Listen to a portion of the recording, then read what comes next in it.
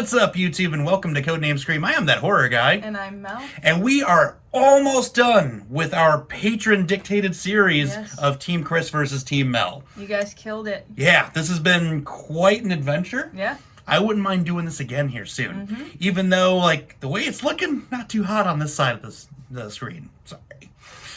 We know who the co-host of choice is currently. Everyone likes Bess. It's okay.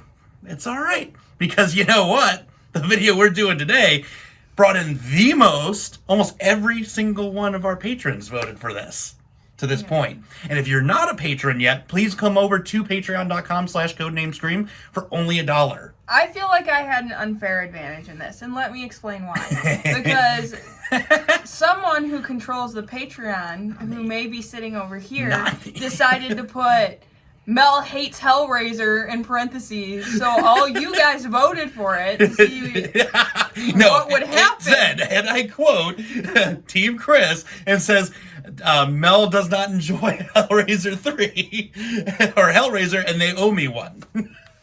Or something like that. Something like that. I don't know, I'm going to have to go re-quote myself and retract this later. But we've done enough here. What are we doing today? Hellraiser 3, Hell on Earth. Yeah. And what an appropriate title.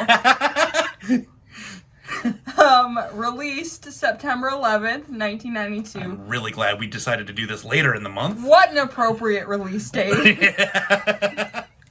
Directed by Anthony Hickox. Written by Peter Adkins and Tony Randall. Produced by Lawrence Mortoff. Because I was Mortoffied. As I say, Mortoff? Do you want to talk about the budget? Yeah, so talk about some financials here real quick. Budget, we have no idea. It's been estimated at about $5 million. If you worked on the set, or you're involved with it, or you might know and want to school us, because that's always fun, sound off in the comments below. Let us know what you find for the budget.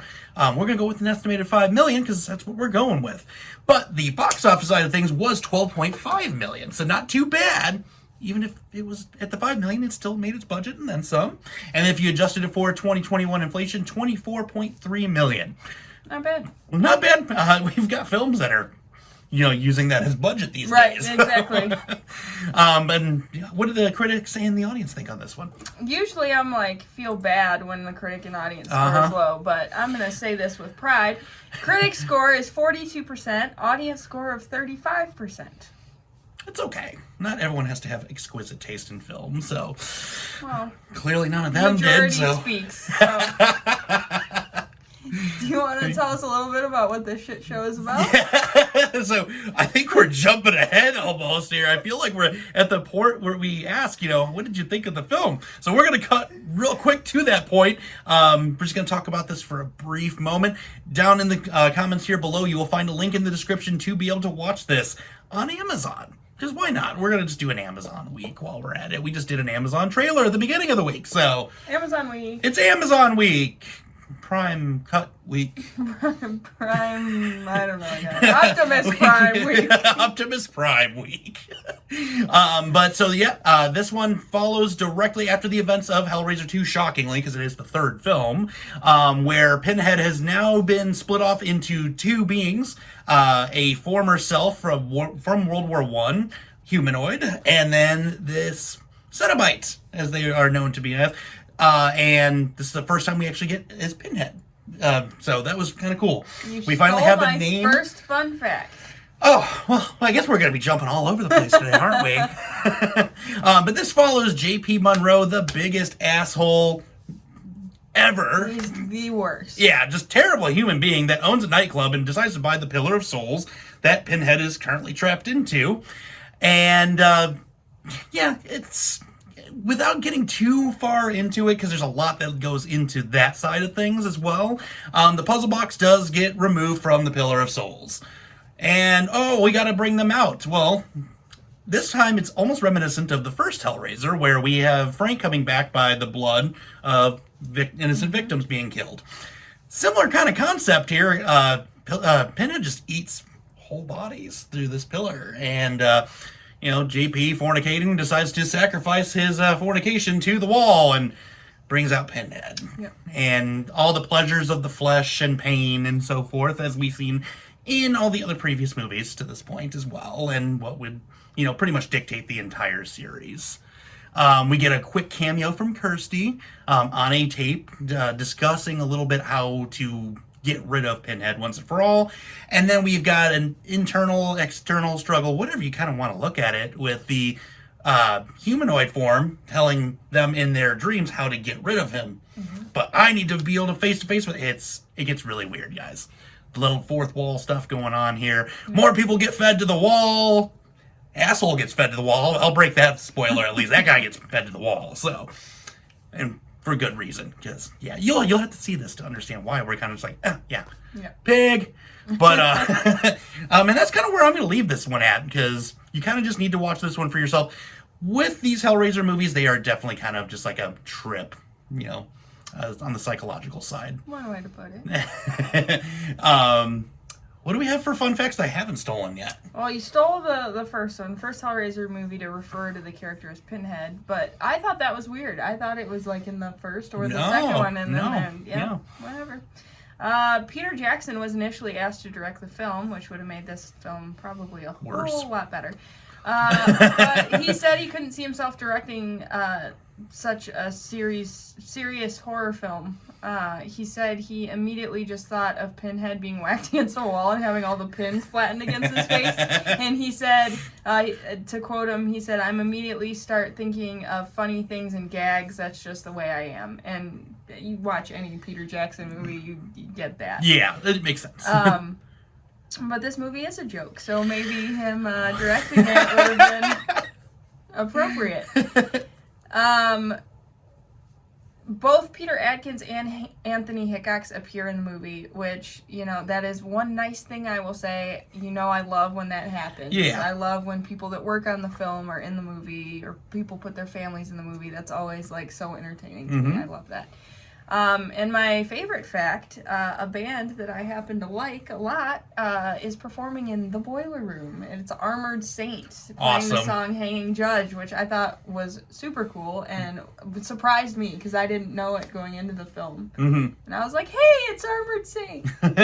So it's a nice little touch. Yeah, so. Yeah. It reminds me of Cannibal Corpse being in Ace Ventura. Yes, it was just absolutely. such a random thing. Mm-hmm. It's like, why is Armored Saint in this movie? Hey, whatever works. White Zombie and Airheads as well. Oh, yeah, I forgot about that. Yep. All right, you've been chomping at the bit, and you've been eluding the Easter eggs all along. I think we know how you feel, but just go ahead and tell everybody. I hate this movie so much.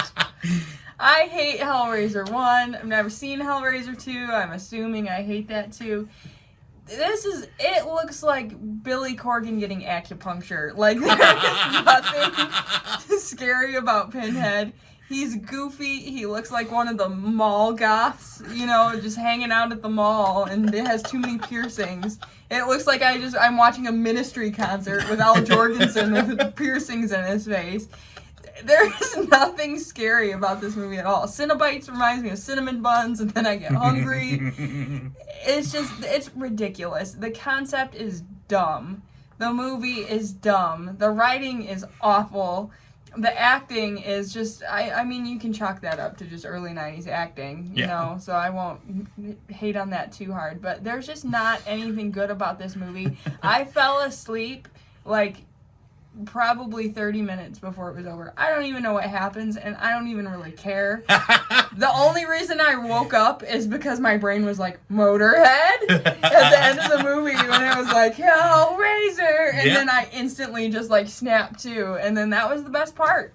Mm-hmm. Well, and the Ozzy version of that song's still better anyway. So. I like he them helped both. write it, but the Ozzy I love them both. I love better. Lemmy. But yeah, this just was just a giant circus of a horrible movie. And that was the only thing horror about it, was I was horrified of that anyone would let this be released, much less $12.5 million going into this movie, and people saying, okay, yeah, I'll spend my hard-earned money on this. You know how mad I would be if I spent money on this? I would be just...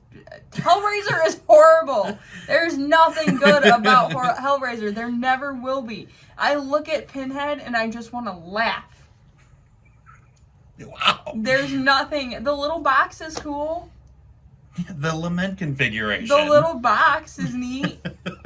It looks like something I want to throw some jewelry in and have sitting on my counter, but I mean, other than that, this is just awful. Well, the last time we had such a strong-winded opinion was during the Ghost Dimension, and they thought that that was the greatest part of the Paranormal Activity series. So take this crapping all over Hellraiser with a grain of salt. They like the Ghost Dimension, okay?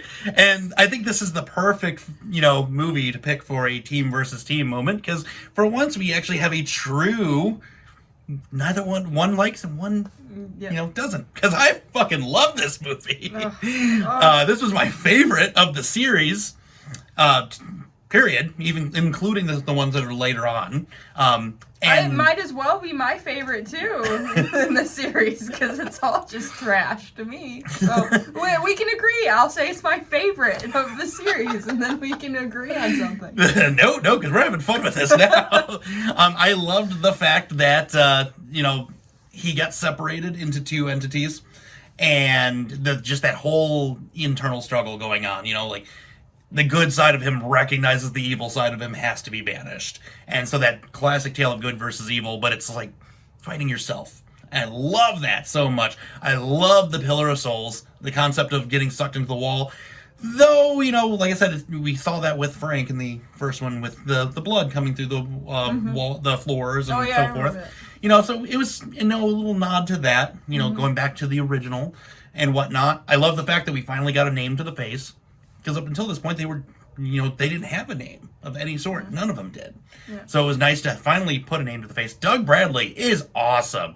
He may look like acupunctured Corgan. And that's okay, because that voice is chilling as hell.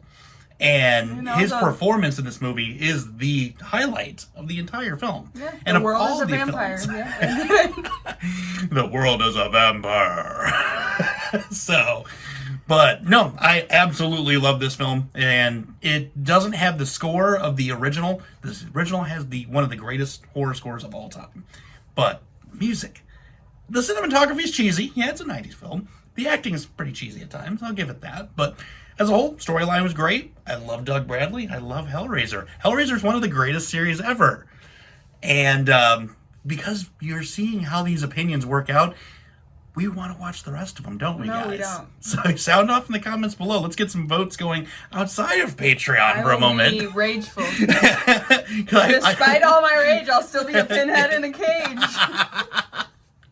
I'm just having way too much fun with this. You know what? I will say this movie's relatable, because I really wanted to be sucked into that pillar about 5 minutes into this movie. And I also wanted to split into two different people, so one could remain watching that movie because I had to, and the other could just, do something See, useful. that's good art right there. That's good art if you can relate to it. Mm-hmm. So, but if you've watched Hellraiser 3, tell us what you think here in the comments below.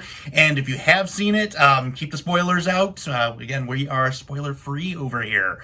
I'm going to butcher the hell out of trying to say anything about diet soda as I have, so I already did it. So, but save the rest of that for Facebook, Twitter, Instagram, or email. And one more video. And then we are done with the team versus team, and we're back to movies we decided. Yeah. But we decided, and you guys didn't decide this time. So, and one more shameless plug, just because, patreon.com/codenamescream, only $1 per month. We got some exclusive content heading there shortly. Yep. So for all of you that are patrons, keep an eye out for that. And we were just talking about fun stuff to do on Patreon. We just were, we have ideas, so you want to go over there, because our ideas are good, unlike, his idea to watch this movie. Hey, I'm just saying, when every patron almost votes. But they voted. That was cheating. That was a straight up cheat. We'll see about that. Hey, if you're a patron, sound off in the comments below and tell us if that was did that nudge your decision, or is it because Hellraiser rocks? I guarantee you, on another movie, if I would have put Chris thinks this sucks ass, everyone would have voted for We can test this theory. Maybe next month we'll throw in a random bring it back for old time's sake. See. We'll see. But with that being said, scary later, YouTube.